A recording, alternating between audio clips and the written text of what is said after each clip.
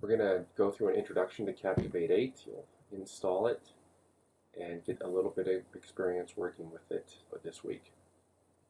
After completing this assignment, you'll be able to install Captivate 8, the trial version, which lasts for 30 days, the trial version. You're going to convert an existing PowerPoint into Captivate. You're going to add narration to Captivate presentation. Use the narration tool in Captivate. Publish your presentation to YouTube, and then you'll embed your YouTube presentation into a blog post. So the first thing you need to do is you need to install Captivate 8 on your computer. So you'll go to the Captivate website, or you can search Captivate 8 download trial, or you can go to this, type in this URL here and install it on your computer.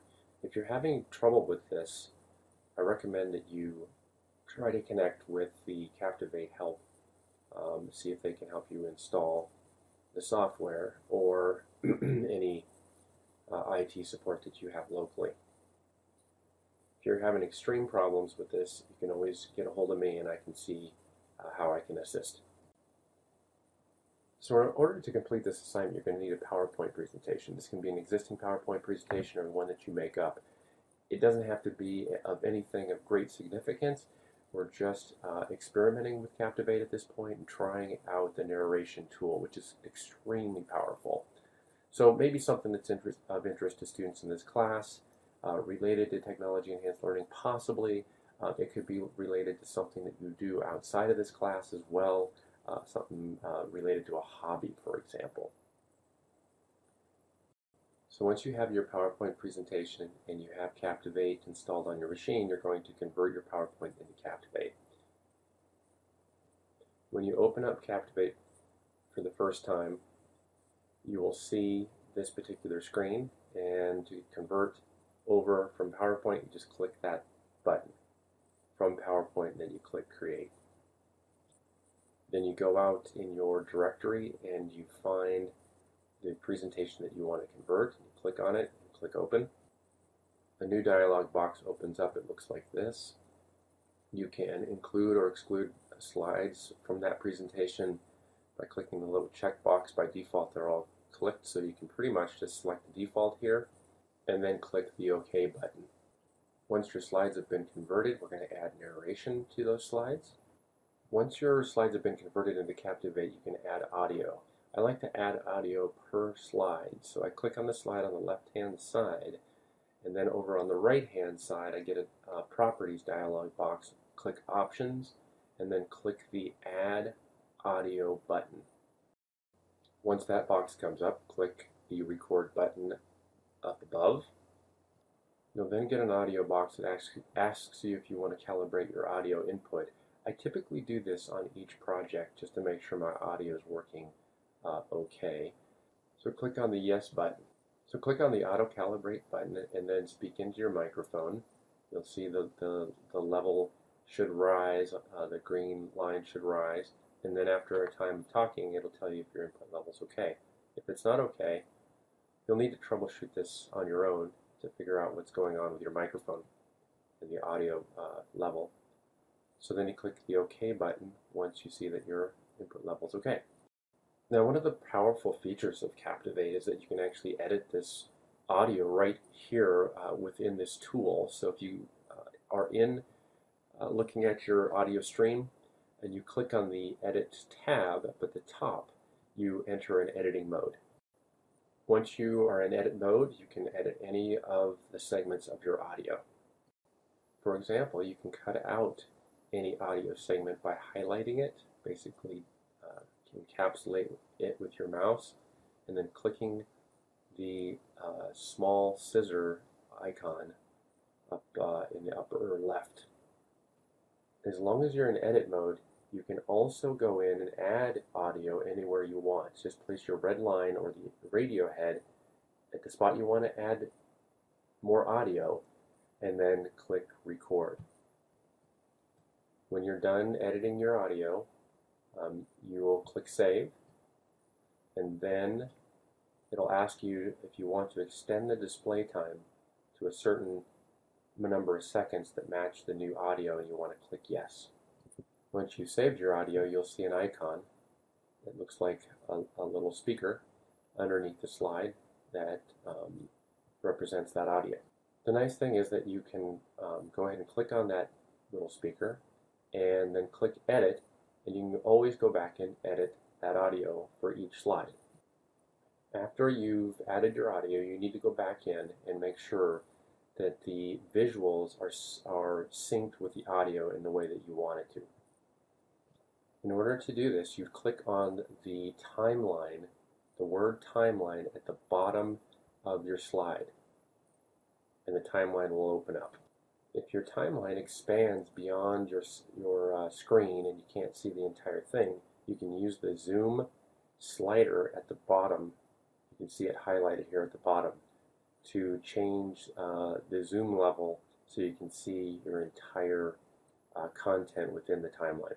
Now, Captivate tries to sync up your slide with your narration, so the top blue bar is your slide. It's what's going to be seen on the screen across a timeline. So you can see here that the blue bar is longer than the audio bar, which is the bar below the blue bar, which is called recording to wave in this slide.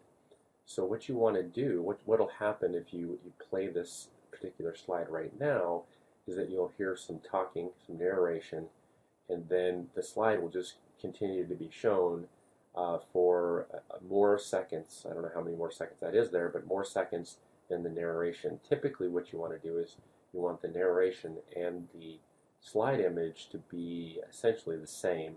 So when the person stops talking, the slide then advances. So what you can do is essentially grab the end of the blue bar and drag it over so that they are synced to stop at the same time. So when you're done dragging that bar, it should look something like this.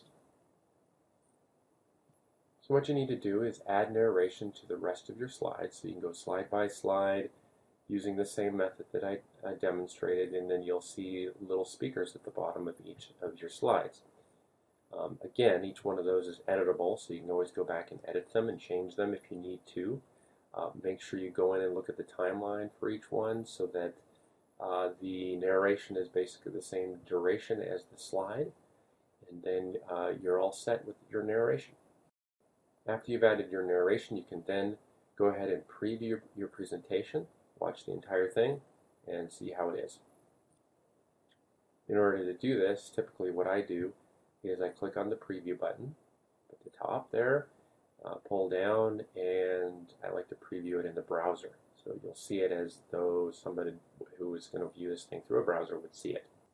So you can view your presentation, make sure that the audio is synced up with the slides, and then once it's good to go, you're ready to move on to the next step and publish it. So you can view your entire presentation, see if the audio is synced up with the slides, make sure everything looks good. If not, go back and edit it, and then once you get it to the point where you're ready to publish, you can go ahead and save your overall presentation. That's always a good idea, and then get ready to publish it. Now it's time to publish your presentation to YouTube. Captivate makes this very easy. You just go up to File, pull down to Publish to YouTube. You need to log into your YouTube account. Everyone here has a YouTube account because you have an external Gmail account, so it's the same username and password. You click the dialog box there. It says you've read the privacy policy, you put in your username and password, and then you log in. So give your presentation a title after you've logged in. You can go and make it private, but you want to keep it public because we want to be able to view it through our blog. Click the dialog box that says you've read the terms, and then click Upload. Once it gets done publishing, you'll see a dialog box like this. You can click the View on YouTube button. It'll take you directly to YouTube, which is nice. You can also go to your Google account, click on the YouTube button in Google, and you'll be able to find your presentation in Google or in YouTube. And then you can click the Close button here when you're done. Your presentation is now in YouTube. It may take a couple seconds for it to process. Give it a few minutes and then come back. But you should be able to view your entire presentation in YouTube, including the narration. And the next step is you're going to insert your Captivate presentation or your YouTube video in a blog post. So what you're going to do is you're going to go to your blog. You're going to start a new blog post, and then there's a button up in the, once you get that open, that new blog post, your cursor will be in where you would type, but there's a button, sort of a toggle button between HTML and Compose. What you want to do is click on HTML at this point. Then you need to go back to your YouTube video, and you need to click on the Share button. Under Share, you want to click on Embed, and that will give you what's called Embed Code. You see it pop up here. You need to copy that embed code, so you can right mouse click and click Copy. And then what you do is you go back to your blog post and you paste that code that you just copied into your blog post in the HTML area. So it's important that you're not in the Compose area, but you're in the HTML area at this point, and you paste that in. After you pasted that in, you can then click on Compose, and when you click over to Compose, you will see your Captivate presentation or your YouTube video now, which will show up in your blog post. Now what you can do is write your blog around this particular piece. So you may want to write a post above it or below it that basically describes what this particular presentation is and why somebody would want to read it. But this becomes, again, a sort of a multimedia experience within your blog. So it's a way to enhance a blog post and provide a multimedia type tutorial. So if you made it this far, congratulations. You did a wonderful job. I can't wait to take a look at these. And if you have any questions, don't hesitate to ask.